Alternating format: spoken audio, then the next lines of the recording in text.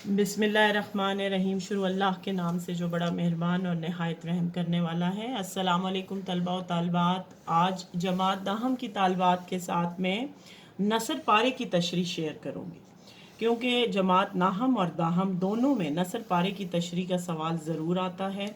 और इस सवाल को किस अंदाज में करना है, किस तरह करना है, क्योंकि किसी भी जो आपके असबाक है उनमें से एक इक़्तिबास ले लिया जाता है, एक पैराग्राफ ले लिया जाता है और फिर हवाला मतन के साथ कहा जाता है कि आपने इसकी तशरीह करनी है। तो इसके लिए मैंने थोड़ा सा आपके लिए स्केच बनाया है कि आप देखें कि हेडिंग आपकी है नसर पारे की तशरीह। हवाला मतन आप लिखेंगे, सबक का नाम मिर्ज़ा मोहम्मद सईद, क्योंकि मैंने जमात दाहम के सबक मिर्ज़ा मोहम्मद सईद से मैंने ये लिया है इक़्तिबास, जिसकी मैं तशरीह आपके साथ शेयर करूँगी। तो सबक का नाम मिर्ज़ा मोहम्मद सईद, मुसन्निफ़ का नाम शाहिद अहमद देलवी। उसके बाद आप हेडिंग देंगे हवाला मुसन्निफ़। हवाला मुसन्निफ़ आप बहुत थोड़ा लिखेंगे, यानी बहुत ज़्यादा नहीं, ये नहीं कि बिल्कुल भी नहीं लिखना, लिखना है आपने लेकिन बहुत का। मसलन कि शाहिद अहमद देलवी दिल्ली में पैदा हुए और ज़बान व बयान पर उन्हें मुकम्मल अबूर हासिल था, ज़बान आसान और आम फहम थी। इसके अलावा आप उनकी जो कुछ तसानीफ़ हैं उनके नाम लिख दें, जैसे उनकी मशहूर तसानीफ़ में उजड़ा दियार, दिल्ली की बप्ता और धान के खेत शामिल है। यानी हवाला मुसन्निफ़ को इतना ही आप रखेंगे, डिटेल नहीं देंगे। उसके बाद आप हेडिंग देंगे सियाको सबाक के इस खाके में मुसन्निफ़ ने अहले इल्म की खूबियों को उजागर किया है कि जो अहले इल्म लोग हैं वो कैसे होते हैं, उन खूबियों को उसने उजागर किया है। और मुसन्निफ़ प्रोफेसर मिर्ज़ा साहब की इल्मी काबिलियत का ज़िक्र करते हुए कह रहे हैं कि वो नहायत खामोश और खुशी से काम करते थे, और काम जो थे वो सिर्फ अपनी ज़ाती तस्कीन के लिए करते थे, रुपए पैसे की लालच के लिए नहीं करते थे।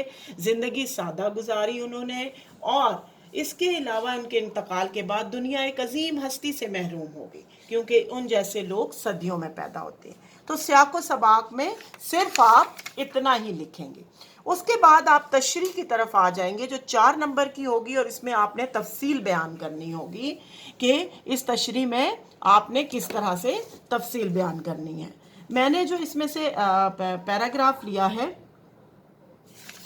वो आपकी सबक जो है नज़रिया पाकिस्तान में से है, कि जिसमें कहा गया है कि किस तरह से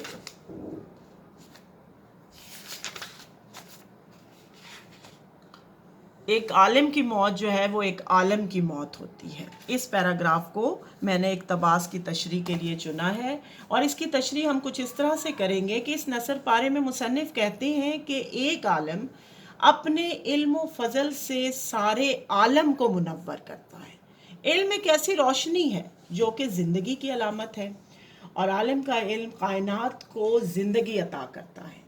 जब आलिम का इंतकाल होता है, अब ये आलिम ज़ेर के साथ है, और आलम दुनिया के लिए है जिसके ऊपर ज़बर है, कि आलिम का इंतकाल हो जाता है तो दुनिया इसके इल्म व फजल से महरूम हो जाती है, और इल्म की दुनिया में अंधेरे ही अंधेरे हो जाते हैं, और अंधेरे मौत की अलामत है।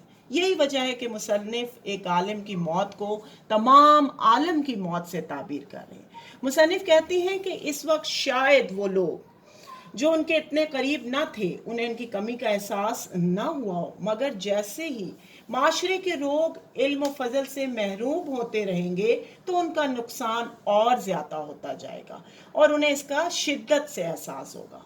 गो मिर्ज़ा मोहम्मद सईद खामोशी की ज़िंदगी तो गुजार रहे थे, और अपनी काबिलियतों और सलाहियतों का से गुरेज कर रहे थे कि उसका दिखावा ना किया जाए, मगर उनकी अदम मौजूदगी इन लोगों को इस बात की याद दिलाएगी कि जो इसके साथ रहते थे, कि मिर्ज़ा साहब अपनी मर्ज़ी से काम करते थे, और इन्हें ना शोहरत की चाह थी, ना पैसे का लालच था, और ना वो ये चाहते थे कि उन्हें पैसा दिया जाए, बल्कि तस्कीन के लिए, खुशी के लिए सदका जारिया के तौर पे काम कर रहे थे। और यकीनन ऐसी हस्तियां दुनिया में कम ही पैदा होती हैं।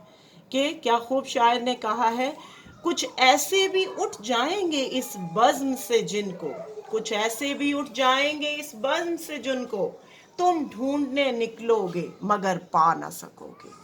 اس کے ساتھ ہی میں آج کی اس نثر پارے کی تشریح کو یہاں پر ختم کرتی ہوں. امید ہے کہ یہ ویڈیو آپ کو پسند آئے گی. اسے غور سے دیکھیے گا. چینل کو سبسکرائب ضرور کیجیے گا اور بیل آئیکن کو بھی دبائیے گا تاکہ آنے والی ویڈیو سے بھی آپ مستفید ہو سکیں.